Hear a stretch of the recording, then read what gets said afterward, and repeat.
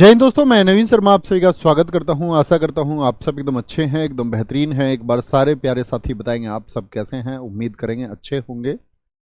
और एक बार आप लोग भी बताएं कि आप कैसे हैं, लिखेंगे तो अच्छा लगेगा। चंद्र प्रकाश कुशवाहा, अनिकेत, अविनाश, अंकुर, देवेश, ऋषित कुमार वर्णवाल, अनिकेत, शुभम, मयंक, आरुषि, नीरज, प्रशांत, लविश नागर, पुष्कर तिवारी, सुजीत कुमार, अंशिका, मीनू, राहुल, सगुन, रंजना कुमारी, सारे प्यारे साथियों का स्वागत है।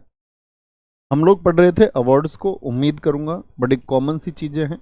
नोबेल प्राइज को आपने एक बार और पढ़ा होगा, ठीक है। तो वहां पर जो मैंने बताया कि क्या क्या बड़े कम प्रश्न पूछे जाते हैं, लेकिन जो अगर पूछा जाएगा तो आप गलत नहीं करके आएंगे, ठीक है। तो आज हम शुरू करते हैं। आज हम पढ़ने वाले हैं भारत रत्न। भारत रत्न के बारे में साथी आपको मैं पहले बता दूं, ठीक है, कि भारत रत्न भारत का सबसे बड़ा पुरस्कार है। और क्या क्रम है भारत में पुरस्कारों का? सबसे बड़ा पुरस्कार भारत रत्न। दूसरे नंबर पर कौन सा आता है, जरा बताएं। तो आप बोलेंगे दूसरे पर आता है भैया हमारा पद्म विभूषण। इसको दूसरा स्थान प्राप्त है सीनियरिटी में, ठीक है, पद्म विभूषण। और तीसरा पुरस्कार है साथी हमारा आपका, क्या बोलेंगे, पद्म भूषण। पद्म भूषण है आपका।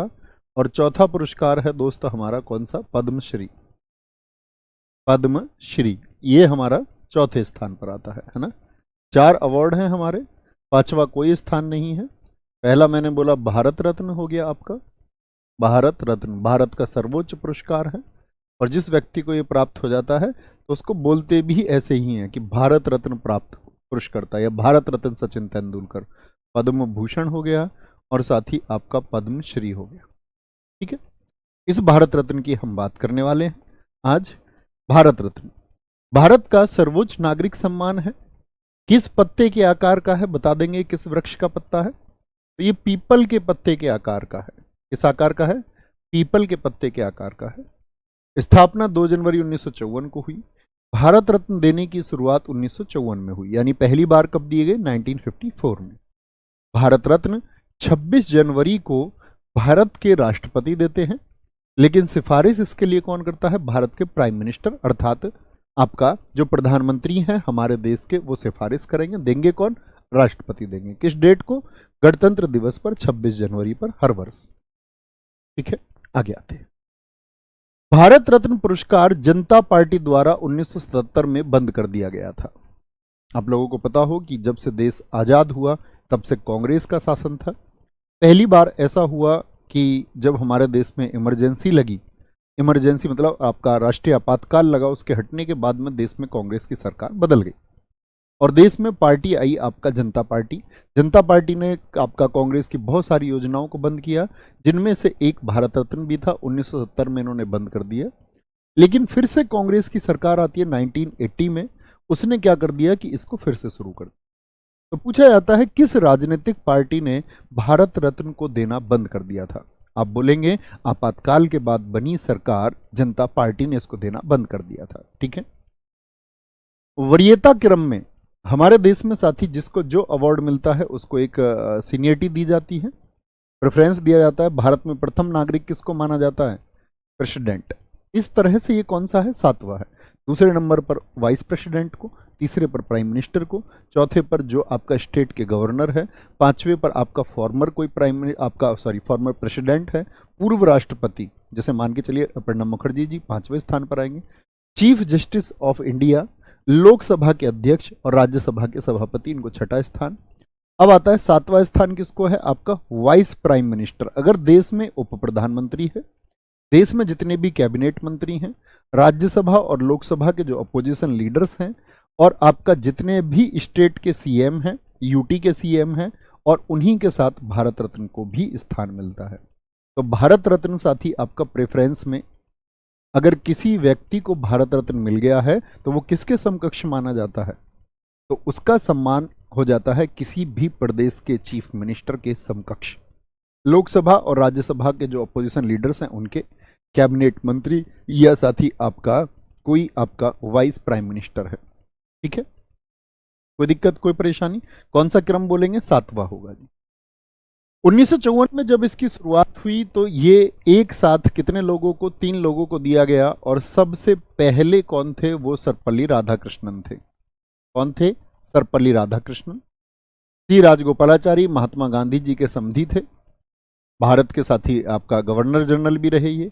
सीवी रमन, अगर पूछ ले पहले वैज्ञानिक कौन है भारत रत्न पाने वाले, तो सर्वपल्ली राधाकृष्णन ना लिख देना, वो तो भारत के उपराष्ट्रपति थे। ठीक है, अमृता रंजन जी, बहुत ठीक आंसर आपका था। 1955 में अगले वर्ष पंडित जवाहरलाल नेहरू पहले प्रधानमंत्री। तो ये सबसे पहले जो सबसे इंपॉर्टेंट फैक्ट पूछे जाते हैं उनका एक ओवरव्यू आपको दिखा देता हूं, फिर भारत रत्न हम क्रम से जानेंगे कौन कौन से सबसे ज्यादा पूछे जाते हैं, ये मैं आपको बताऊंगा। तो 1954 में सबसे शुरुआत में 3 लोगों को मिला। सर्वपल्ली राधाकृष्णन सबसे पहले हैं, सी राजगोपालाचारी और सीवी रमन।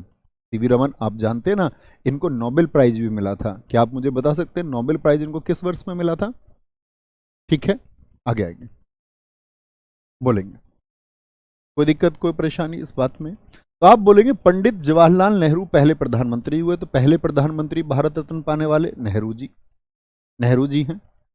1955 में यह प्रावधान आया कि यह पुरस्कार मरणोपरांत, पोस्ट्यूमसली, मरने के बाद भी दिए जाएंगे। ठीक है। 1957 में किसी भी प्रदेश के पहले सीएम कौन से थे जिनको भारत रत्न मिला? गोविंद वल्लभ पंत, जिनको हम जीवी पंत के नाम से जानते हैं। ठीक है, तो ये यूपी के पहले सीएम थे। भारत के पहले राष्ट्रपति कौन है जिनको भारत रत्न मिला? तो ये सारे इंपोर्टेंट सिनेरियो हैं। राजेंद्र प्रसाद। अच्छा मुझे बताएं, क्वेश्चन बनता है कि राजेंद्र प्रसाद जी को जो भारत रत्न मिला उनका पद 1947 से 62 तक है, तो पद पर रहते हुए मिला या जब उनका राष्ट्रपति का कार्यकाल खत्म हो गया तब मिला? बहुत सारे साथियों ने लिखा सीवी रमन जी को नोबेल पुरस्कार 1930 में मिला, फिजिक्स में मिला ये भी लिखा, लेकिन कई साथी हमारे 1913, रविन्द्रनाथ टैगोर जी को जो मिला उसको बता रहे हैं, कुछ साथी हमारे 1998 बता रहे हैं जो कि अर्थशास्त्र के लिए मिला था साथी अमर्त्य सेन को। गलती नहीं करनी, अगर सारे बच्चे ठीक आंसर दे रहे हैं तो आप 1-2 दोस्त क्यों गलत उत्तर देते हैं? गलत बात है। तो पद पर रहते हुए नहीं मिला है, बाद में मिला है। ठीक है। लाल बहादुर शास्त्री जी पहले, सबसे पहले मरणोपरांत किसको मिला? मरने के बाद में। आप लोगों को पता होगा लाल बहादुर शास्त्री जी साथी आपका 1966 में ताशकंद समझौते के दौरान उनकी मौत हो गई थी। उनकी मौत एक रहस्य है, आज तक भी नहीं पता चला। उनके नौकर की भी, जो उनके मुख्य गवाह थे, उनकी भी रहस्यमयी कारणों से मौत हुई। ताशकंद समझौता जो कि भारत पाकिस्तान युद्ध 1965 के बाद में उज्बेकिस्तान में हो रहा था, कहा जाता है कि इनको शायद कोई पॉइजन दिया गया। इसके सिर्फ आपका अनुमान लगाए जाते हैं, क्योंकि 1965 के युद्ध में साथी ये हुआ था कि भारत पाकिस्तान के वॉर में ये ऐसे प्रधानमंत्री थे जिन्होंने हमको ग्रीन रिवॉल्यूशन की उपज दी। ऑपरेशन फ्लड जो इनके बाद में शुरू हुआ 1970 में, लेकिन वर्गीज कुरियन इन्हीं के शिष्य थे, इन्हीं के कदम पे वो चले। 1965 में इन्होंने भारतीय सेना को एक आदेश दे दिया था कि मुझको भारत का तिरंगा लाहौर पर चाहिए, और लाहौर के हेडक्वार्टर पर साथी सेंट्रल में भारत की सेनाएं 1965 के युद्ध में पहुंच गई थी। और पीओके तो छोड़िए, पाक ऑक्यूपाइड कश्मीर तो छोड़िए, लाहौर तक को हमने अपने कब्जे में ले लिया था। लेकिन इंटरनेशनल प्रेशर के चलते हुए, भारत के आंतरिक राजनीति, विदेश की आपके संबंधों के चलते हुए, विदेश नीति के चलते हुए वापस लौटना पड़ा। और कहते वही दर्द लाल बहादुर शास्त्री जी नहीं झेल पाए। और फिर किस वजह से, क्या कारण रहे, क्या इंटरनेशनल प्रेशर रहा, क्या उस समय की घटनाएं रही कि उनको जान से हाथ धोना पड़ा। तो ये पहले मरणोपरांत व्यक्ति थे जिनको, आपका प्रधानमंत्री तो थे ही, सबको पता होना चाहिए। कुल 15 को साथी आपका मरणोपरांत मिला है। ठीक है, जिसमें इंदिरा गांधी जी पहली महिला, मरणोपरांत नहीं है ये तो मरणोपरांत की बात आई तो इसलिए लिख रहे हैं। 1971 में साथी इंदिरा गांधी जी पहली महिला बनी, पहली महिला। ठीक है। मदर टेरेसा ये साथी दूसरी महिला बनी। पहले विदेशी खान अब्दुल गफ्फार खान हैं। आप मुझे बताएंगे खान अब्दुल गफ्फार खान का संबंध किस देश से था? अगर हम इनको विदेशी कह रहे हैं तो किसी और देश के होंगे। तो जब देश का विभाजन हो रहा था तो आपने साथी हमेशा देखा होगा कि कुछ व्यक्ति ऐसे थे जो कभी पाकिस्तान का हिस्सा होना ही नहीं चाहते थे। और जब इनको ये पता चला कि मुझे तो भारतवर्ष में रहना था, लेकिन पता चला हमारा वाला जो हिस्सा है वो आपका पाकिस्तान में चला गया है, तो इन्होंने बड़ा अच्छा एक स्टेटमेंट दिया था। इन्होंने कहा था कि तुमने हमको भूखे गीदड़ों के इलाके में फेंक दिया है। भारत सरकार से इन्होंने उस समय गुजारिश की थी। लाल कुर्ती आंदोलन चलाया, पाकिस्तान के बनने के एकदम खिलाफ में थे कि पाकिस्तान जैसा राष्ट्र नहीं बनना चाहिए, हम सब देश में हिंदू मुसलमान बहुत प्यार से रह सकते हैं, हमको तो बांटने की साजिशें की जाती हैं ब्रिटिश सरकार ने की बंगाल विभाजन के द्वारा। भारत के दो टुकड़े करके भारत पाकिस्तान हिंदू मुसलमान का जो बीज है, हम लोग तो हमेशा से रह रहे थे, ये बीज बोया सरकारों ने। बहुत गुहारें इन्होंने की, बहुत गुजारिशें की कि हम तो एक साथ रह सकते हैं, लेकिन इनको पाकिस्तान, इनका जो हिस्सा था वो पाकिस्तान के हिस्से में चला गया। तो रेड कुर्ती मूवमेंट आप इतिहास में पढ़ेंगे, लाल कुर्ती आंदोलन, जिन्हीं को साथ ही हम सीमांत गांधी के नाम से भी जानते हैं, फ्रंटियर गांधी के नाम से भी जिनको हम जानते हैं, वही हैं कौन? आपके खान अब्दुल गफ्फार खान। क्या बोलते हैं इनको? फ्रंटियर गांधी। फ्रंटियर गांधी इन्हीं को कहा जाता है, सीमांत गांधी इन्हीं को कहा जाता है, सीमांत गांधी इन्हीं को कहा जाता है। 1990 में बाबा साहेब भीमराव अंबेडकर जी को और उनके साथ में नेल्सन मंडेला, जो अफ्रीका से थे। नेल्सन मंडेला हमको अपने जीवन में बहुत कुछ सिखाते हैं साथी। रंग भेद की नीति के खिलाफ इन्होंने भी लड़ाई लड़ी अफ्रीका में, 24 वर्षों तक जेल में गुजारे हैं।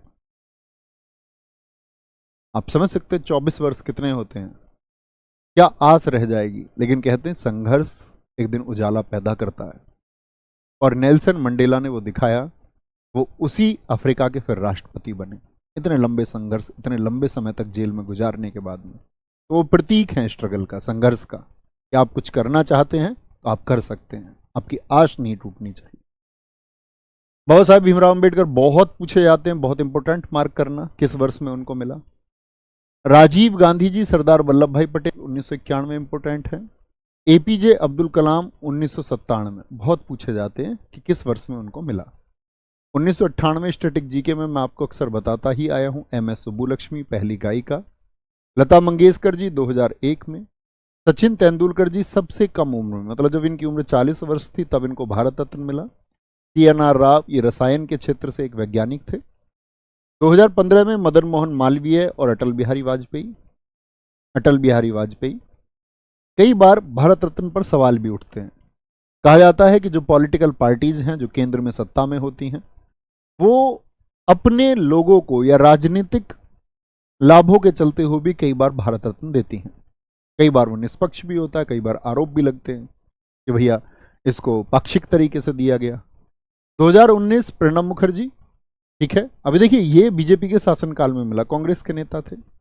भूपेन हजारिका, कई बार इस तरह के संतुलन भी बनाए जाते हैं। असम के गीतकार नानाजी देशमुख, महाराष्ट्र से, इन दोनों को मरणोपरांत मिला 2019। और अभी सबसे ज्यादा चर्चा में रहे 2024 में कुल कितने भारत रत्न दिए गए, ये आपके लिए आगामी परीक्षाओं में बहुत इंपॉर्टेंट डेटा रहेगा। क्वेश्चन बनेगा निम्नलिखित में से कौन वो व्यक्ति हैं, कौन वो व्यक्ति हैं जिनको 2024 में भारत रत्न नहीं मिला है। गया प्रसाद जी ने बड़ा अच्छा कमेंट लिखा है, a long walk to freedom, ये नेल्सन मंडेला की पुस्तक है। अमित कश्यप जी ने भी बहुत अच्छा लिखा है, भैया 2001 में बिस्मिल्लाह खान जी को भी मिला था। बहुत बढ़िया। एक साथी कह रहे हैं मोरारजी देसाई को कब मिला, अभी पढ़ेंगे हम सारे। कर्पूरी ठाकुर मरणोपरांत लाल कृष्ण आडवाणी, चौधरी चरण सिंह जी, MS स्वामीनाथन जी और PV नरसिम्हा राव भारत के फॉर्मर प्राइम मिनिस्टर थे। इन 5 लोगों को 2024 में मिला। अभी करंट अफेयर्स में आपने पढ़ा भी होगा, बहुत चर्चाओं में रहा। अब आते हैं क्रम से, एकदम क्रम से, फिर से पूरी लिस्ट है, ठीक है। क्या आप मुझे बता सकते हैं अब तक भारत रत्न प्राप्त करने वाले कुल कितने व्यक्ति हो चुके हैं? सर ये जरूरी नहीं है कि ओनली इंडियंस को ही भारत रत्न मिले। जी रवि, ये आपको समझना होगा, मैंने अभी दिखाया ना, प्रथम विदेशी, यानी विदेशियों को भी दिया जाता है, ठीक है। अच्छा, एक वर्ष में साथी कितने लोगों को मिल सकता है मैक्सिमम? ये भी 3 लोगों को। एस चंद्रशेखर, सीवी आपका क्या बोलेंगे, सी राजगोपालाचारी, सर्वपल्ली राधाकृष्णन ने हमने पढ़े। जवाहरलाल नेहरू जी मैंने बताया 1955 बहुत महत्वपूर्ण है। इनके साथ में ही एम विश्वेश्वरैया को मिला और डॉक्टर भगवान दास को मिला 1955, ये जरूर देखना, एक बार पढ़ लेना। 1957 बताइए, गोविंद वल्लभ पंत किस लिए मैंने आपको बताए थे, क्यों चर्चाओं में रहे? क्योंकि किसी भी स्टेट के पहले सीएम हैं जिनको भारत रत्न मिला। ठीक है। महर्षि डॉक्टर धोंदो केशव कर्वे, बहुत इंपॉर्टेंट है, 1958। दरअसल में जो धोंदो केशव कर्वे हैं, इनका जो जन्म हुआ था वो हुआ था साथी 1858 में, और ये एक महान व्यक्ति थे, इस देश में पैदा हुए। महान मतलब इन्होंने स्त्री शिक्षा, स्त्री सुधार, स्त्रियों की हालात कैसे बदले इस देश में, उसके लिए अपना पूरा जीवन लगाया। SNDT विद्यालय, श्री नाथीबाई ठाकरसी विश्वविद्यालय, जो महिलाओं का पहला यूनिवर्सिटी है इस देश का, वो इन्हीं के प्रयासों से खुला साथी। तो बहुत बार SSC ने पूछा है कि कौन वो व्यक्ति है जिसको उसके 100वें जन्मदिन पर भारत सरकार ने भारत रत्न दिया। ठीक है। SNDP विद्यालय, श्री नाथीबाई ठाकरसी विश्वविद्यालय, SNDP नहीं SNDT। 1991 पुरुषोत्तम दास टंडन, विधान चंद्र राय। विधान चंद्र राय याद है, इनकी याद में हम कौन सा दिवस मनाते हैं जरा बताएं? चिकित्सा दिवस याद है, ये बंगाल के CM भी रहे थे। 1962 पहले राष्ट्रपति राजेंद्र प्रसाद, 1963 जाकिर हुसैन और पांडुरंग वामन काणे, 1966 अभी बताए लाल बहादुर शास्त्री जी, सबसे पहले मरणोपरांत है। इंदिरा गांधी जी को क्यों याद रखना जरूरी है जरा बताएं? इंदिरा गांधी जी को तो आप कहेंगे कि ये पहली महिला हैं। जी विनय सिंह यादव जी पूछ रहे हैं, भारत रत्न एक साल में केवल 3 ही लोगों को दिया जाता है मैक्सिमम, कम को भी दिया जा सकता है। ठीक है, कम को भी दिया जा सकता है, लेकिन इस बार जब 2024 के लिए घोषणा हुई तो भारत सरकार ने इसके भारत रत्न के प्रावधानों को बदला, और प्रावधानों को बदल के कहा कि इसकी अधिकतम संख्या केंद्र सरकार के अनुसार प्रधानमंत्री की सिफारिश पर राष्ट्रपति घटा बढ़ा सकते हैं। 2024 में वो रूल ब्रेक हो गया 3 वाला। ठीक है। वीवी गिरी, कुमार कामराज मरणोपरांत थे। मदर टेरेसा, मैंने आपको बताया था कल कि इनको नोबेल प्राइज कब मिला था, जरा आप आंसर करें, नोबेल प्राइज इनको कब मिला था? 1 वर्ष पहले चर्चाएं हुई तो भारत सरकार ने भी भारत रत्न दिया। विनोबा भावे जी को भारत रत्न कब मिला? 1983। खान अब्दुल गफ्फार खान पहले विदेशी। 1990 बाबा साहेब भीमराव अंबेडकर, नेल्सन मंडेला, अभी आपको बताए। यहां पर देखिए एक साथी का प्रश्न था, मोरारजी देसाई को कब मिला? 1991। और मोरारजी देसाई को भारत का तो सर्वोच्च पुरस्कार मिला ही, साथ में निशान पाक भी उनको, जो कि पाकिस्तान का सर्वोच्च पुरस्कार है, वो भी मिला। तो ऐसे कौन व्यक्ति हैं जो भारत के सर्वोच्च पुरस्कार प्राप्त करने के साथ साथ पाकिस्तान का सर्वोच्च पुरस्कार भी प्राप्त कर चुके हैं? तो क्या बोलेंगे? मोरारजी देसाई हैं। ठीक है, बहुत बढ़िया जी। सचिन मौर्य जी, बहुत अच्छा उत्तर आपने दिया। सर कोई फील्ड निर्धारित होती है क्या भारत रत्न के लिए? नहीं साथी, भारत में रहने वाला या विदेशी व्यक्ति जो भारत के संबंध में कुछ बेहतरीन काम करता है तो उनको भारत रत्न दिया जाता है। देखते हैं जिसने इस भारत की सोसाइटी को बदलने के लिए, भारत में किसी भी क्षेत्र में अपना जीवन इस बात के लिए समर्पित किया है कि भारत आगे बढ़े, या भारत को विश्व पटल पर उसने सम्मान दिलाया है कि यहाँ की जनता के अधिकारों के लिए लड़ाई लड़ी है, तो कहते हैं कि वो भारत रत्न पाने के लायक है। मौलाना अबुल कलाम आजाद 1992 इंपोर्टेंट है कि दरअसल में जो भारत रत्न देने वाली कमेटी है उसका एक सदस्य हुआ करते थे। भारत सरकार ने इनका नाम लिया 1992 में कि इनको भारत रत्न दिया जाएगा। ऐसे व्यक्ति निकले कि भारत रत्न, भारत का सर्वोच्च सम्मान ही लेने से इनकार कर दिया। उन्होंने कहा कि मैं ये एक्सेप्ट नहीं कर सकता क्योंकि मैं इस कमेटी का सदस्य रहा हूं, हो सकता है कि भविष्य में मुझ पर यह प्रश्न चिन्ह लगे कि मैंने जानबूझकर अपने नाम की सिफारिश खुद कर दी। बहुत मनाया सरकार ने, लेकिन नहीं माने, बोले एक्सेप्ट नहीं करूंगा। तो जब वो नहीं रहे जीवित, तब भारत सरकार ने उनको यह पुरस्कार मरणोपरांत दिया 1992 में, 1992। पूछा जाता है कौन वो व्यक्ति है जिन्होंने भारत रत्न लेने से इनकार कर दिया? अब यहां पर लोगों के मन में एक डाउट आता है कि भैया सुभाष चंद्र बोस भी तो थे ऐसे ही, कहते उन्होंने भी इंकार कर दिया। उन्होंने इंकार नहीं किया। सुभाष चंद्र बोस जी पर तो एम्बिगुअस कंडीशन बन गई, ऐसी स्थिति बन गई कि अगर भारत रत्न दिया जा सकता है तो उसकी सिर्फ दो कैटेगरी हो सकती है, या तो जीवित व्यक्ति को मिलेगा या मरणोपरांत को। तो जब सुभाष चंद्र बोस जी के नाम की घोषणा हुई तो उनको या तो जीवित में देते। अब 1945 में बोला जाता है कि भाई उनका जो आपका जून 1945 था, ताइको हवाई अड्डे के बाद में उनका कोई नामो निशान नहीं मिला। लोग बस प्रश्न बनाते रहे कि गुमनामी बाबा वही हैं। कोई व्यक्ति कहता कि उनकी मुलाकात रशिया में उनसे हुई। बीबीसी के कुछ रिपोर्टर्स ने लिखा, आईएनए के कुछ रिपोर्टर्स ने लिखा कि उनकी मुलाकात सुभाष चंद्र बोस जी से हुई थी, वो द्वितीय विश्व युद्ध के बाद में जीवित थे। लेकिन श्योर कैसे करें? जीवित हैं तो प्रस्तुत होंगे, और मरणोपरांत तब तक कह नहीं सकते जब तक कि कोई साक्ष्य ना हो उनकी मृत्यु का।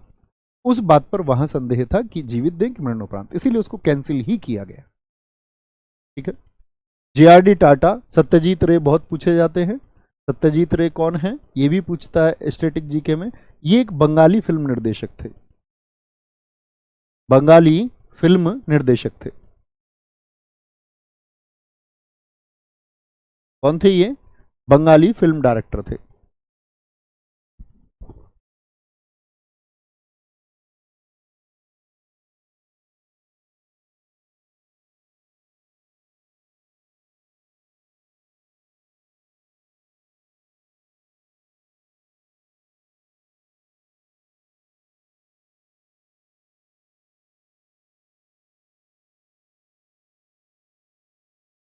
कोई दिक्कत? एपीजे अब्दुल कलाम जी, अरुणा आसफ अली, यहां से क्वेश्चन बनेगा पहली महिला मरणोपरांत कौन थी? पोस्टह्यूमसली फर्स्ट वुमेन, पहली महिला मरणोपरांत जिनको मिला, पहली महिला मरणोपरांत तो कौन है? अरुणा आसफ अली है। मरणोपरांत समझ गए ना, मरण धन उपरांत, मरने के बाद में। गुलजारी लाल नंदा 1997, एम एस सुब्बुलक्ष्मी 1999, पंडित रविशंकर जी, ये मैं आपको बता ही चुका था जब हम साथी कलाकारों को पढ़ रहे थे। अमर्त्य सेन, ये भी इंपॉर्टेंट है। अब यहां पर बच्चा क्या करता है, अमर्त्य सेन जी के नाम से 1998 को याद रखता है। इकोनॉमिक्स में सबसे पहले किसको मिला? ठीक है, बोलेंगे भी फटाफट से, क्या बोलेंगे? किसको मिला? अमर्त्य सेन को मिला। तो उनको मिला 1998 में नोबेल। उसको देख लेना, भारत रत्न मिले 1998, टिक ना कर देना। बहुत बढ़िया, बहुत शानदार। रीमा कुमारी जी, बहुत अच्छा उत्तर लिखा है। सत्यजीत रे को 1992 में ऑस्कर का लाइफ टाइम अवार्ड दिया गया। ऑस्कर अवार्ड मिला सत्यजीत रे को 1992 में। मैं ऑस्कर भी बताऊंगा। सर धोनी ने 3 ट्रॉफी देश को दिलाई है तो उनको क्यों नहीं मिला? दोस्त मैं नहीं देता ना, आपके और मेरे कहने से भारत रत्न नहीं दिए जाते। मैंने भी बताया ना, पाक्षिक तरीके से, निष्पक्ष तरीके से दिए जाते। हो सकता है आगे आने वाली सरकारें महेंद्र सिंह धोनी जी के बारे में विचार करें और उनको दें भारत रत्न। ठीक है। गोपीनाथ बारदोली मरणोपरांत उस्ताद बिस्मिल्लाह खान 2001 में लता मंगेशकर, ये दोनों हम बात कर चुके हैं इनके बारे में। 2008 भीमसेन जोशी, और ये अभी रिसेंट के सारे में हमने बात की थी इन सबकी। ये सब आपको पता होना चाहिए कि किन को भारत रत्न मिला, और इन व्यक्तियों के बारे में आपका पर्सनल ड्यूटी बनता है। जैसे 2024 में ये लोगों को भारत रत्न मिला, तो इन लोगों के बारे में आप लोगों को पर्सनल अध्ययन करना चाहिए। कर्पूरी ठाकुर जी, उनके बारे में विकिपीडिया में जाके जांच करो कि कर्पूरी ठाकुर कहाँ जन्मे थे, क्या काम करते थे। लाल कृष्ण आडवाणी कहाँ जन्मे थे, क्या काम उनका था। चौधरी चरण सिंह जी ने क्या कार्य किया है। एम एस स्वामीनाथन जी के कार्य क्या रहे हैं। पीवी नरसिम्हा राव जी के कार्य क्या रहे हैं। भी ऐसे ही थोड़ी एक आम व्यक्ति को भारत रत्न दिया गया होगा, कुछ तो कार्य रहे होंगे। तो ये एक स्टूडेंट का उत्तरदायित्व बनता है कि उनके बारे में पढ़े एक बार। ठीक है, कोई दिक्कत, कोई परेशानी? आगे आते हैं। फिर आते हैं पद्म पुरस्कार। इनसे कभी क्वेश्चन बनते नहीं है। विविध जो मैंने आपको लिखवाया उसमें मैं एक टॉपिक कराऊंगा कि 2021, 22, 23 और 24 में कौन कौन व्यक्ति रहे हैं। जैसे आप कई बार प्रीवियस ईयर के क्वेश्चन लगाते होंगे तो आप देखते होंगे किसी एक नृत्य का नाम दे देता है स्टेट का कि इसके लिए पद्मश्री किसको मिला। देखे ऐसे क्वेश्चन कभी या नहीं? या कभी कभी ये पूछ लेता है कि कौन है जिनको पद्म भूषण मिला, बहुत चर्चित नाम दे करके। उस तरह के क्वेश्चन हम विविध में पढ़ेंगे। यहां बस बेसिक जानकारी ले लीजिए, यहां से क्वेश्चन नहीं बनेगा। पद्म पुरस्कारों में सर्वोच्चता में दूसरा क्या है? ये पद्म विभूषण है, मैंने आपको बताया, किसी भी क्षेत्र के लिए दिया जाता है, सरकारी कर्मचारी को या किसी भी क्षेत्र में। पद्म भूषण क्या है? ये थर्ड है। पद्म श्री क्या है? ये फोर्थ है। ठीक है, पद्म श्री क्या है? ये फोर्थ है, और ये किसी भी क्षेत्र के लिए दिए जाते हैं। पद्म विभूषण की बात करते हैं। 2024 में जो पद्म विभूषण मिले वो साथी कितने व्यक्तियों को? संख्या मत भूलना, 5 लोगों को। पद्म भूषण कितने व्यक्तियों को दिया गया 2024 में? 17 लोगों को। ये मैं आपको विविध में कराऊंगा सारी चीजें। और पद्म श्री 2024 में कितने लोगों को? 110 लोगों को। तो क्या मैं आपसे पूछ सकता हूं कि 2024 में कुल पद्म पुरस्कार कितने दिए गए? तो कुल पद्म पुरस्कार का मतलब है उसमें पद्म श्री भी शामिल है, उसमें पद्म भूषण भी शामिल है, और उसमें पद्म विभूषण भी शामिल है। तो क्या बोलेंगे भैया, कितने लोगों को मिला बताएं भैया? 132 लोगों को मिला। 132, 110 और 17 127 और 5 132 लोगों। ठीक है, तो ये जब हम विविध को पढ़ रहे होंगे तो इसमें जो 17 व्यक्तियों में कौन, ऐसा तो नहीं है अब किन को पढ़ेंगे हम विविध में, ये भी बता दूं। ऐसा नहीं कि 110 याद करने हैं, इनमें जो आपका साथी किसी आर्ट एंड कल्चर के फील्ड से जुड़ा होगा वो एसएससी के एग्जाम्स के लिए बहुत इंपॉर्टेंट है। ठीक है, कोई दिक्कत? एम वेंकैया नायडू पूर्व उपराष्ट्रपति हैं। वैजंती माला अभिनेत्री हैं। पद्मा सुब्रमण्यम नृत्यांगना हैं। Chiranjeevi south actor. बिंदेश्वर पाठक मरणोपरांत मिला, इनको टॉयलेट मैन ऑफ इंडिया कहते हैं। ऐसे क्वेश्चन को एसएससी फटाक से पकड़ लेगा आपके अपकमिंग एग्जाम्स में। Who is the toilet man of India? जिसने भारत को शौच मुक्त चलाने के लिए, बाद में तो सरकारों ने मुहिम चलाई, लेकिन कौन वो व्यक्ति था जिसने इसके लिए अपना जीवन दिया? बिंदेश्वर पाठक है। ठीक है, स्टडी करना उनके बारे में। तो इनके बारे में कौन कौन व्यक्ति आर्ट एंड कल्चर से रहा ये हम जानेंगे। फिर आते हैं साथी वीरता के पुरस्कार। वीरता के पुरस्कार भारतीय थल सेना, वायुसेना, नौसेना के वीर और साहसी सैनिकों को, और इसके अलावा जो हमारी पैरामिलिट्री फोर्सेस हैं, अर्धसैनिक जो बल हैं, उनमें भी अगर किसी का वीरता का प्रदर्शन हुआ। अब वीरता का प्रदर्शन कहां? वीरता का पुरस्कार है ये सारे युद्ध के मैदान पर। वीरता के पुरस्कार कौन कौन से? एक तो साथी आपका परमवीर चक्र, तो ये कब दिए जाते हैं? युद्ध के मैदान पर एक सैनिक की क्या परफॉर्मेंस रही युद्ध के दौरान। युद्ध के दौरान कैसे भैया? During war. जैसे मैंने बोला भारत पाकिस्तान का विभाजन हो रहा था तो 1948 में विभाजन के बाद में झगड़े हुए। जैसे 1962 चाइना से हमारा युद्ध हुआ, 1965 भारत पाकिस्तान का युद्ध हुआ, 1999 में कारगिल की लड़ाई हुई। ये ड्यूरिंग वॉर है, युद्ध के दौरान है। बहुत बढ़िया। बादल पूछ रहे जी मोहम्मद शमी को भी मिला है ना भारत रत्न? नहीं, मैंने आपको सारे दिखा दिए, अब अलग अलग नाम लिख के नहीं। ऐसे तो आपके जहन में कई लाख नाम आ सकते हैं, तो जो मिले हैं वो दिखा दिए गए हैं। ठीक है, मोहम्मद शमी को साथी स्पोर्ट्स की कैटेगरी में मिला। ठीक है सर, मैंने आपके बारे में पढ़ा है कि आपके फेवरेट प्लेयर महेंद्र सिंह धोनी है। नहीं साथी, गलत पढ़ा है आपने। बहुत अधिक क्रिकेट नहीं देखता ना मैं खेला। जैसे कहते नहीं है, हमारे टीचर्स कहते थे खेलने से बुद्धि का विकास होता है। तो मैं ये सोचता था एक टाइम तक जब मैं नहीं खेला, मतलब गांव में हमारे भैया थे बड़े, उनको क्रिकेट का बड़ा शौक था, मतलब वो खेले हैं, यूनिवर्सिटी लेवल पे खेले हैं। आगे हमारी स्थिति ऐसी नहीं थी घर की खेल पाए, तो हमारे पापा ने विरोध कर दिया। एक बार तो वो लेके गए, हमारी दीदी ने दिलाई भी थी उनको सफ़ेद पैंट टी शर्ट पर, वो होता है ना क्रिकेट वाला पजामा, हेलमेट वेलमेट। दीदी हमारी ट्यूशन पढ़ाती थी, तो एक बार का तो हो गया। फिर दरअसल में तभी 12th का रिजल्ट आया तो उनके परसेंटेज 59 रह गए, मतलब फर्स्ट डिवीजन से 1% उनका कम रह गया। तो हमारे पिताजी ने उनका सब कुछ बंद करवा दिया, खेलना वेलना। अब मैं उनसे 3 क्लास नीचे था, 9th में, तो सीधी सी बात है मेरा खेलना तो बंद हो ही जाना था। मतलब हमारे पिताजी ने हम पे सरसरी निगाह रख के हमको पढ़ाया है, क्योंकि वो खुद भी पोस्ट ग्रेजुएट रहे। तो सरसरी निगाह मतलब स्टूल पे बैठ के ही पढ़ना है, क्योंकि लाइट जैसी चीज़ थी नहीं, बैटरी से लाइट जलती थी पहले, तो हम तो लालटेन में पढ़े हैं, क्योंकि पापा हमारे किसान थे। तो हम ऐसे पढ़ाते थे, वो हमें स्टूल पे बैठ के, रजाई नहीं ले सकते सर्दियों में, गेट खोल के आधा तब पढ़ोगे, वो नीचे से चक्कर लगाते थे बार बार। अगर कोई सोएगा, हम 5 भाई बहन में से, तो एक सपील थी, मतलब जिसके नीचे सीधे एक मंजिल नीचे थी, तो उस पर स्टूल रख के पढ़ाते थे कि अब तो झपकी लगेगी नहीं, सोओगे नहीं। हमारे ज्योमेट्री बॉक्स चेक करने, कुछ खोया हुआ तो नहीं है, ड्रेस पर कुछ निशान तो नहीं है, पीछे से रफकारिया का पेज फाड़ा हुआ तो नहीं है, किताबें परफेक्ट है या नहीं है, अखबार चढ़े हुए चाहिए, कच्ची पेंसिल से ही निशान चाहिए, पक्की पेंसिल से निशान, मतलब बहुत सारे नियम थे, हद से ज़्यादा। तो भैया मैं खेला नहीं हूँ ज़्यादा, तो मैं एक टाइम पे सोचता था कि कहीं ऐसा तो ना हो कि हमको खेलने नहीं दिया जाता और हमारी बुद्धि का विकास ना हो। लेकिन फिर हमें पता चला कि हमारे लिए जितने कठिन नियम उन्होंने बनाए और जितने कठिन तरीके से वो हमारे साथ पेश आए, हालांकि उनसे हम अब भी ज़्यादा बात नहीं हो पाती, अब भी हम उनसे प्यार से कुछ नहीं कह सकते, ठीक है, और वो कुछ कह सकते हैं, हमारी उतनी हिम्मत अभी भी नहीं होती, क्योंकि उनके रिजर्व वर्ड्स है। रिजर्व वर्ड समझते हो, बहुत कम बोलने वाले हैं वो, मतलब कम बोलते हैं। और हिंदुस्तान में अक्सर होता भी है, बहुत कम ऐसे पापा हैं जिनको उनके बेटे के साथ बहुत अच्छा गोलमेल का विनर्म एक रिलेशन हो, एक गैप रहता ही है, अभी भी ये वो गैप है, आप समझ रहे हो, मतलब अभी तो कुछ मतलब थोड़ा वो विनर्म हो गए हैं उतने, मतलब अब उन कोई दिक्कत नहीं है, जैसे जो कुछ करना है वो करो, उन डिसीजंस में वो हमारे साथ हैं।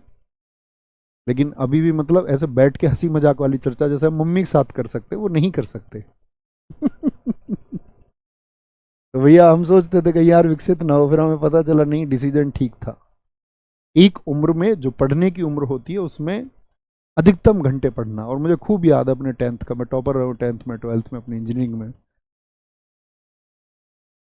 गवर्नमेंट जॉब ना लग पाने के बहुत सारे कारण हैं, शायद पुराने छात्र जानते होंगे कि अपने जीवन के लगभग 5 साल बड़े विषम परिस्थितियों में गुजरे, बहुत सारे ऐसे फॉल्स केसेस, गांव की रंजिश जो मेरे जन्म से पहले की थी वो उभर के आई। अभी सब कुछ ठीक है, अभी कोई ऐसा चीज़ नहीं है, तो कम से कम बहुत सारे चार्जेस लगे कि इन्होंने यहाँ गोली चला दी, ऐसे ये वो, मतलब फॉल्स केसेस बहुत सारे बनाए गए। जब मैंने सीपीओ मेरा हुआ था 2016, जब मैं मतलब तैयारी के दौरान अपनी में था, मुझे ऐसा लगता था कि सीपीओ मुझे ज्वाइन नहीं करना है। एनटीपीसी हुआ था मेरा 2015 वाला, क्योंकि जब मेरी ग्रेजुएशन हुई हुई थी, फिर हमने ड्रीम बनाया था अपना यूपीएससी का कि तैयारी करेंगे, वो सब छोड़ के, और घर वाले उसमें साथ थे कि तैयारी करो, फिर वो तैयारी हो ही नहीं पाई कभी। मतलब तैयारी क्या नहीं हो पाई, मतलब पढ़ते रहे बस, एग्जाम कभी देने को मिला ही नहीं, अप्लाई नहीं कर पाए, क्योंकि अभी भी कई केसेस में एफआर है कोर्ट के द्वारा। फिर अभी लास्ट टाइम पे, अभी मतलब लगभग 15 दिन पहले एक बची हुई है, लगभग 13 झूठे मुकदमों में कोर्ट की तरफ से एक फाइनल रिपोर्ट आती है, वो मुझे मिल गई। फिर तो अपनी ज़िंदगी फिर ऐसे ही रहेगी खाली, कि फिर ट्यूशन पढ़ा सकते हो और गवर्नमेंट जॉब तुम कर नहीं सकते और कुछ कर नहीं सकते, तो अपना जीवन यापन तो ऐसे ही चला उस दौर में, ट्यूशन पढ़ा पढ़ा के। ठीक है, बहुत सारे लोग लिखने में अपने पिताजी के साथ बैठ भी नहीं सकता, ऐसा ही होता है भाई। कोई नहीं, एक दिन आप बहुत कामयाब होंगे, और नहीं भी बहुत सारी बातें होंगी तो कोई दिक्कत नहीं है। बस सीधी सी बात है, आपका आपके पिताजी के लिए प्यार आपके दिल में होना चाहिए, भावनाएं होनी चाहिए, और आपके काम ऐसे होने चाहिए कि वो आपके ऊपर गर्व करते हों। आप कभी कोई ऐसा काम मत करना जिससे उनकी गर्दन नीची हो या वो कलंकित महसूस करें, हमेशा उनको गौरवान्वित महसूस कराना है। और ऐसा सिर्फ ऐसे नहीं होगा कि गवर्नमेंट जॉब आप लग जाए, न जाने कितने ऐसे लोग हैं जो सरकारी नौकरी लग गए और उनके कृत्यों की वजह से जब रिपोर्ट आई कि बेटा भ्रष्टाचार में शामिल था, सस्पेंड कर दिया गया, तो पिताजी की गर्दन अपने आप नीची हो गई, अगर ईमानदार आदमी रहे होंगे तो। जब गांव ने कहा होगा कि तुमने घर, बेशक उन्होंने अपनी मेहनत से बनाया, जब किसी ने कहा हो कि नंबर 2 के पैसे से बना है, तो उस तरह के कार्य नहीं होने चाहिए। ठीक है सर, आप यूपीएससी की तैयारी कर रहे? नहीं भाई साहब, मैं कर रहा था, अभी नहीं, अभी कुछ नहीं तैयारी कर रहा, अभी सिर्फ आपको पढ़ा रहा हूँ, पिछले लगभग 5 सालों से, 2019 से सिर्फ पढ़ा रहा हूँ। मतलब कॉम्पिटिटिव एग्जाम का 2019 से, उससे पहले मैं मैथ और साइंस ही पढ़ाता था बस, वो मैं 10th से ही पढ़ाता था। आए आगे, तो समझे, युद्ध के दौरान परमवीर चक्र वीरता के लिए दिया जाने वाला सर्वोच्च पुरस्कार है। अगर किसी को परमवीर चक्र मिला है, यानी युद्ध के मैदान में उसकी परफॉर्मेंस बहुत शानदार, सबसे बेहतरीन रही। यह वॉर के टाइम पर, यह लिखा हुआ है, परफॉर्मेंस के लिए दिया जाता है। तो पहला अवार्ड कौन सा है? परमवीर चक्र। स्थापना 26 जनवरी 1950। 26 जनवरी 1950 से इसको परमवीर चक्र नाम दिया जाने लगा, उससे पहले इसको विक्टोरिया क्रॉस कहा जाता है।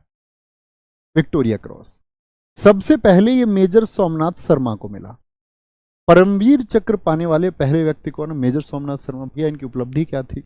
इनकी उपलब्धि साथी ये थी कि जब भारत पाकिस्तान का विभाजन हुआ तो आप लोगों को पता है पाकिस्तान ने बहुत सारा क्षेत्र भारत का जो है वो जबरन तरीके से, जिसको पाक ऑक्यूपाइड कश्मीर हम कहते हैं, घेरने का प्रयास किया।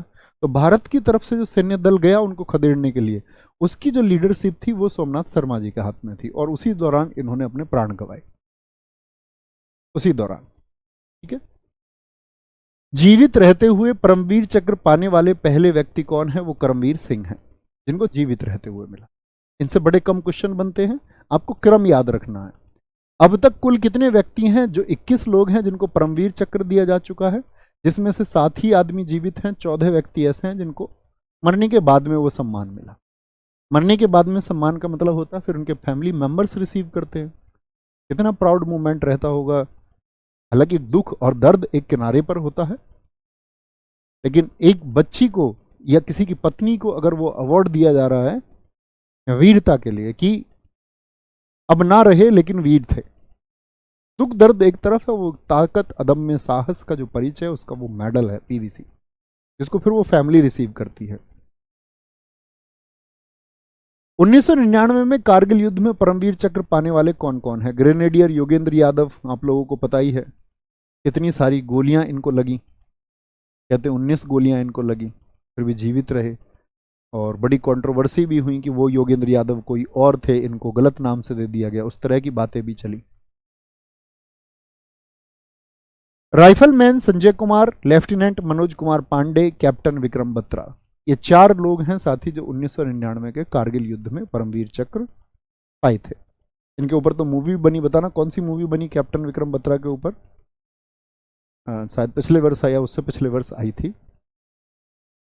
ठीक है, आगे महावीर चक्र, परमवीर चक्र हुआ पहला साथी। दूसरा अवार्ड कौन सा है? ड्यूरिंग वॉर, क्या बोलेंगे? महावीर चक्र है। इसको एमवीसी बोल सकते हैं, हाँ या ना, यस और नो। पीवीसी परमवीर चक्र, एमवीसी महावीर चक्र।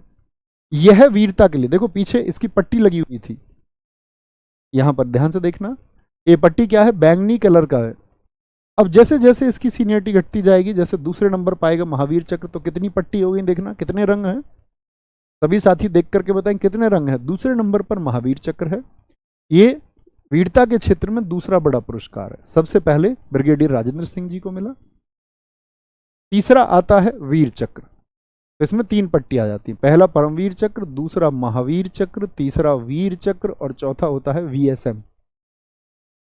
वीएसएम होता है विशिष्ट सेवा मेडल। परमवीर चक्र, महावीर चक्र, वीर चक्र, विशिष्ट सेवा मेडल, ये सभी पुरस्कार किस समय पर दिए जाते हैं? युद्ध के समय प्रदर्शन के लिए। बोलेंगे फटाफट से, आगे आएंगे, बोलेंगे कितने दिए गए आपका विशिष्ट सेवा मेडल? सर मुझे पता है आप लोग झूठ बोलते हैं हम लोगों से। जी रिया, आप ठीक कह रही हैं। मेरा वो काम नहीं है कि मैं जस्टिफाई करूं कि मैं झूठ बोलता हूं, सही बोलता हूं, या आपकी बात पर नाराजगी में जाहिर करूं, वो आपका अपना मुद्दा है। मैंने आज सुबह ही अपनी इंस्टाग्राम की स्टोरी पर अपने कुछ शब्द लिखे जो मैंने सीखा। मैंने कहा आप उन लोगों से अपेक्षाएं करते हैं जीवन में कि वो आपके बारे में कुछ अच्छा सोचेंगे जो अश्लील और नाकारा हरकतों को देखकर लोगों को फॉलो करते हैं। आपने देखा नाकारा हरकतें करने वाले लोगों के मिलियंस में फॉलोवर्स हैं। सामाजिक कार्य करने वाले व्यक्ति अगर वीडियो भी बना दे तो लोग उनसे क्या बोलते हैं? जी दिखावे के लिए वीडियो बना, एटलीस्ट अच्छा काम कर रहा है। वीडियो बना दी तो शाबाशी की बात, उसको देख करके लोग इन्फ्लुएंस होंगे, आप प्यार दो उन वीडियोस को, तो सारे के सारे लोग सोशल सर्विस करने पे आ जाएंगे। जितने लोग अश्लील हरकतें, नाकारा हरकतें कर रहे हैं उनके अकाउंट्स को रिपोर्ट करे। अगर पूरे भारत का युवा नॉट इंटरेस्टेड डाल दे, सबको इंस्टाग्राम देखे, फेसबुक देखे, कहीं भी देखे, not interested, report this account, किसी की हिम्मत नहीं हो सकती इस देश में कि वो नाकारा हरकतें करे। तो रिया बहन, मेरी कोई उम्मीद नहीं है किसी से, कि आप मेरे बारे में अच्छा सोचे, मैं झूठ बोलता हूं सच बोलता हूं, मेरी किसी से कोई उम्मीद नहीं है। फिर उसकी अगली लाइन मैंने लिखी कि आप इस दुनिया के चक्कर में ना पड़े कि दुनिया आपके बारे में क्या सोचेगी, आप बस अच्छे काम करते जाएं और आगे बढ़ते जाएं। क्योंकि हम जिस परिवेश में पढ़ते हैं पलते हैं उसका प्रभाव हम पर रहता है। हमारी नकारात्मक या सकारात्मक सोच का प्रभाव ये होता है कि हमने कितने विश्लेषण किए हैं, हमारे निजी अनुभव क्या रहे हैं, हमारे आसपास का परिवेश क्या है। ठीक है, तो आप बताएं मुझे, इस देश के यूथ अगर चाहे, इस देश में जितना युवा वर्ग है, कभी बात की किसी ने इस बारे में? सब इन्फ्लुएंसर्स को बुला करके आपका अवार्ड्स देते हैं, अभी दिए बीजेपी गवर्नमेंट ने, कांग्रेस ने एक बार ऐसे ही समिट किया था। कभी इस देश में जो लीडरशिप में लोग हैं उन्होंने गुहार की कि हमारा देश किस दिशा में जा रहा है और उसको उस दिशा में जाने से रोकने के लिए हमको क्या स्टेप्स उठाने पड़ेंगे? अगर इस देश के प्रधानमंत्री आह्वान करें, क्यों नहीं करते आह्वान? उनको पता है कि लोगों की जो सोच और समझ है उसमें गंदगी भर चुकी है, वो किसी के कहने मात्र से नहीं बदलेंगे, इसलिए कोई कहता भी नहीं।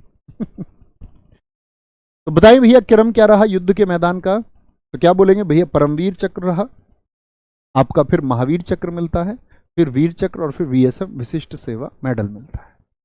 ठीक है, कुछ लोग साथी नाम लिख रहे हैं, कुछ साथी नाम लिख रहे हैं कि भैया एग्जाम्पल ये है, एग्जाम्पल वो। एग्जाम्पल में हजारों लोग आएंगे दोस्त। ठीक है सर, कल आप ध्रुव के बारे में बोल रहे थे, उसकी बात गलत कहाँ है वो बताइए। मैंने कहीं पर आपसे कहा कि ध्रुव राठी ने गलत बोला? यार तुम मूर्ख रहोगे क्या भाई? तुमको तो घर वाले 4 रोटी भी देते हैं तो वो भी तुम्हारी बंद होनी चाहिए, 1 रोटी मिलनी चाहिए तुमको बस। मैंने कहा किसी और के कहने से कौन सही कहता कौन गलत, अपना चुनाव नहीं बनाना है। आपके डिसीजंस में ये कहता हूं कि आप पढ़े लिखे हैं, आप एडल्ट हैं, आप वयस्क हैं, आपके पास इंटरनेट का उतना ही साधन है, आपके पास सारे विकल्प हैं जो किसी और व्यक्ति के पास में हो सकता है। आपके पास धन की कमी हो, लेकिन ज्ञान के लिए धन की जरूरत नहीं है। मैं सिर्फ ये कह रहा था आपसे कल कि आपको अपने विश्लेषण साथी करने होंगे। सही ध्रुव राठी भी कह सकता है, ध्रुव राठी गलत भी कह सकता है, नरेंद्र मोदी सही कह सकते हैं, गलत कह सकते हैं, राहुल गांधी सही कह सकते हैं, गलत कह सकते हैं। एक व्यक्ति सही गलत हो सकता है। मेरा कहना था कि ऑब्जर्वेशंस जो भी आप ऑब्जर्व करें वो आपकी होनी चाहिए। अब देखो, इसीलिए तो बेकार है बात करना। अब तुम लोग तात्पर्य ही नहीं समझे उस बात का। अब एक ने मेरी ही सोच और समझ पर प्रश्न चिन्ह गलत उठा दिया कि भैया कहाँ गलत थे। आप कभी मिलने आएंगे साथी मुझसे तो चर्चाएं करेंगे इस बारे में, आए जैसे, है ना? आए, एक बार मिलेंगे, जो भी मन के डाउट्स हैं सिलेक्शन लेके आप आएंगे तो हम बैठ के चर्चाएं करेंगे। मिलना आके अकेले में, ऐसे भीड़ भाड़ में मिलोगे तो बात ही नहीं हो पाएगी। ठीक है, कोई दिक्कत कोई परेशानी? आगे आएंगे। अब आया शांति के समय सर्वोच्च वीरता पुरस्कार। अच्छा भैया, वो तो हमने बताया कि युद्ध चल रहा हो, शांति के समय से क्या वीरता होगी? जैसे मान के चलिए आपके स्कूल में आग लग गई तो कोई तो बच्चा होगा। हमारा दोस्त था एक गौरव राठी, छोटे बच्चे, जब हम स्कूल में आग लगी तो उन्होंने क्या कर दिया, आपका वो तोड़ लिया, कार्बन डाइऑक्साइड वाला सिलेंडर, सारी आग बुझा दी। सब बच्चे बाहर भाग गए, एक बच्चे ने आग बुझा दी तो उसके लिए सम्मानित किया गया। वहां युद्ध थोड़ी है, कोई ऐसी परिस्थिति है कि जहां पर आपको साहस दिखाना था और आपने दिखाया। शांति के समय सर्वोच्च वीरता पुरस्कार किसको मिला? नंबर 1 अशोक चक्र। शांति काल का मतलब ये साथी आपका क्या बोलेंगे, युद्ध के समय का नहीं है। स्थापना 1952 में हुई। अशोक चक्र पाने वाली प्रथम महिला नीरजा भनोट है। बहुत बढ़िया, क्योंकि जब एक पैन एम फ्लाइट थी आपका, उसको हाईजैक कर लिया गया, वहां पर ये इन्होंने वीरता का परिचय दिया, आतंकवादियों से भिड़ी और इनकी मौत भी हो गई। अब देख सकते हैं फोटो में ये कितनी सुंदर थी। एक मूवी बनी इनके जीवन पर, सोनम कपूर द्वारा संचालित। सोनम कपूर उसमें अभिनेत्री थी, नीरजा नाम से। संघर्ष दिखाया गया। इंटरव्यूअर्स ने उनकी माँ से पूछा नीरजा से, मैं सुंदर कह रहा हूं उस बात का क्या मतलब है, भाव समझना एक माँ के। तो उनसे पूछा गया मूवी कैसी थी, उन्होंने कहा मूवी बहुत अच्छी थी, लेकिन सोनम कपूर के बारे में उन्होंने कहा कि वो एक्ट्रेस मेरी बेटी से ज़्यादा सुंदर नहीं है। आप देख भी सकते हैं। और सुंदरता के साथ साथ में साथी इस देश के नागरिकों की सुरक्षा के लिए उन्होंने अपनी जान दी, अपने कर्तव्य का वहन किया। तो क्या बोलेंगे, अशोक चक्र पाने वाली प्रथम महिला नीरजा भनोट हैं। अशोक चक्र का पहले नाम अशोक चक्र वन था। एसएससी ने बहुत बार पूछा है कि इसका नाम 1961 में अशोक चक्र वन से सिर्फ अशोक चक्र कर दिया गया, वन हटा दिया गया। कितनी पट्टियां बीच में देख के बताइए जरा, पट्टी देख के बताइए, लाइन कितनी है, एक लाइन है। अशोक चक्र हुआ। अशोक चक्र पाने वाले व्यक्ति आपको याद करने की जरूरत नहीं, नर बहादुर थापा, बचित्तर सिंह, सुभाष विश्वास। नंबर 2 पर आता है कीर्ति चक्र। कितनी पट्टियां हैं देखिए, तो इसको पहले बोलते थे अशोक चक्र 2, और थर्ड वाले को क्या कहते होंगे, अशोक चक्र थर्ड। तो आप कहेंगे पहला नाम इसका अशोक चक्र 2 था, 1967 से इसका नाम कीर्ति चक्र कर दिया गया। तो सारे के सारे नाम कब बदले हैं, बोलो पहला कौन सा हो गया, अशोक। अब मैं आपसे जानना चाहूंगा तीसरा पुरस्कार कौन बता सकता है मुझे अगली स्लाइड पर जाने से पहले। कीर्ति, पहले इसको अशोक चक्र 1 कहते थे, इसको अशोक चक्र 2 कहते थे। ये शांति काल के दौरान कौन सा है, दूसरा बड़ा चक्र है। तीसरा साथी आएगा शौर्य चक्र। तो क्या बोलेंगे, अशोक पहला जो अशोक चक्र 1 था, कीर्ति पुरस्कार दूसरा जो अशोक चक्र 2 था, और शौर्य तीसरा जो अशोक चक्र 3 था। पुराना नाम इसका अशोक चक्र 3 था, और इसका भी नाम कब बदला गया। तो एसएससी ने बहुत बार पूछा है कि अशोक, कीर्ति और शौर्य चक्र के नाम अशोक चक्र 1, अशोक चक्र 2 और अशोक चक्र 3 से क्या कर दिए गए, आपका अशोक, कीर्ति और शौर्य कर दिए गए। तो क्या ईयर, 1967। सर ये अविकसित बुद्धि के बच्चे हैं। नहीं, अविकसित बुद्धि के बच्चे नहीं कह सकते इनको, सबका अपना थॉट प्रोसेस हो सकता है, वो अपनी बातों को पुट कर सकते हैं। मैं तो अगर तुमको बुद्धू कहता हूं तो इसका मतलब ये थोड़ी है कि तुम बुद्धू हो। हमारी सोच और समझ विकसित होती है। रामानुजन जो बिल्कुल पढ़े लिखे नहीं थे, उन्होंने साथी जिन्होंने कोई स्कूली शिक्षा नहीं ली 3200 थ्योरम्स लिखी। तो आप कब बदलेंगे वो इंपॉर्टेंट। अभी तक आप कैसे हैं, आपका थॉट प्रोसेस कैसा है, डेवलप है या नहीं है, पॉजिटिव माइंडसेट के नेगेटिव माइंड जैसे भी हैं, उससे कोई मतलब नहीं है। आप बदल के अपने आप को ट्रांसफॉर्म करके कैसा करेंगे, ये बात महत्व की है। कितनी पट्टी हो गई, तीसरे में 3 हो गई। चौथा होता है JRM, जीवन रक्षा पदक। तो वहां पर कौन कौन से बताए थे, परमवीर चक्र युद्ध के दौरान, महावीर चक्र, वीर चक्र और विशिष्ट सेवा मेडल। ये क्रम याद रखना है। और यहां पर कौन कौन से बताए थे, आपका अशोक चक्र, फिर कीर्ति चक्र, फिर आपका साथी शौर्य चक्र, क्या था, शौर्य, और 5वां JRM, जीवन रक्षा मेडल। किसी के जीवन की रक्षा करने के लिए, डूबते हुए व्यक्ति को किसी ने बचा लिया तो JRM दे दिया जाएगा उसको। ठीक है, अगली क्लास हमारी शुरू होगी लिटरेचर अवार्ड से।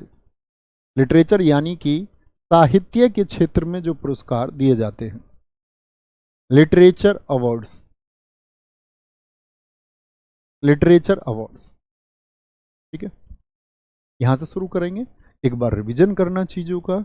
ठीक है, बहुत बढ़िया, बहुत शानदार, वेरी गुड विवेक भाई। सर मैं आपके बारे में सब कुछ सब कुछ कैसे जान लोगे भाई, सब कुछ जानने के लिए तो ऐसा ना हो जाए सब कुछ जानने के चक्कर में जो रिपोर्टर्स नहीं पहुंच जाते गांव में। अवध ओझा सर के साथ हुआ, अवध ओझा सर ने एक वीडियो बना दी थी, उन्होंने कह दिया जो मकान बनाओ तो गांव में बनाओ, इतना बड़ा मकान बनाओ कि पड़ोसी भी घबरा जाए, बेशक शहर में रहते हो। रिपोर्टर्स उनके गांव में पहुंच गए, उन्होंने नहीं बनाया हुआ ऐसा मकान, वो क्षतिग्रस्त अवस्था में लगभग था। तो उनके परिवारजनों ने भी उनकी बहुत बुराई की। उसके बाद में उन्होंने फिर से वीडियो बनाया, उन्होंने कहा मेरे परिवारजनों ने मेरे लिए क्या किया है, मैं तो फिर भी उनको सम्मान देता हूँ। तो किसी के बारे में जानने के बारे में कि उसके बारे में जानना है या किसी के बारे में क्या कहना है, उससे तुम्हें मतलब नहीं होना चाहिए।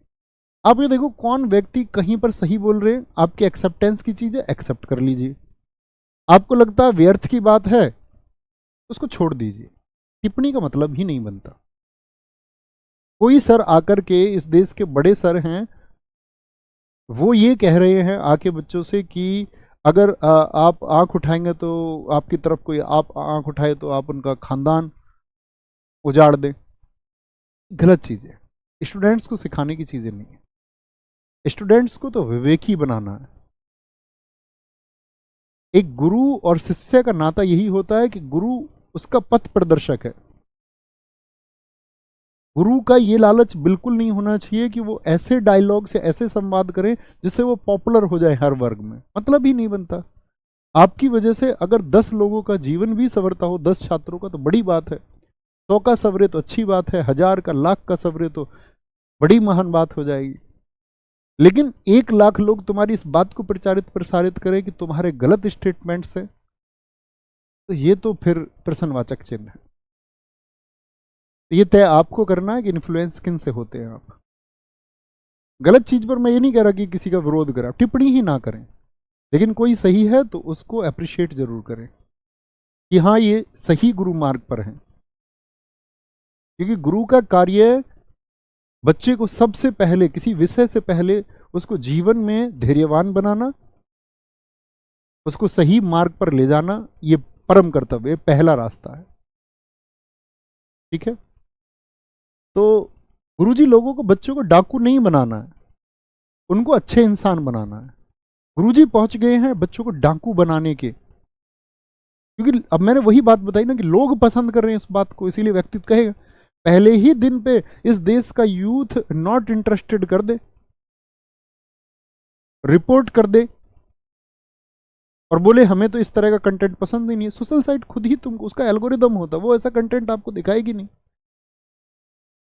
अब आपको किसी चीज को आप शेयर करेंगे तो आपको तो बार बार ऐसा कंटेंट दिखेगा ना, वो एल्गोरिदम है उसका। आपको जीवन में क्या दिखता है, आपके आसपास की चीजें क्या है, वो आप डिजाइन करते हैं। आप में से कितने स्टूडेंट है जो अगर यूट्यूब खोलें तो योग की वीडियोस आती हो? नहीं आती होंगी,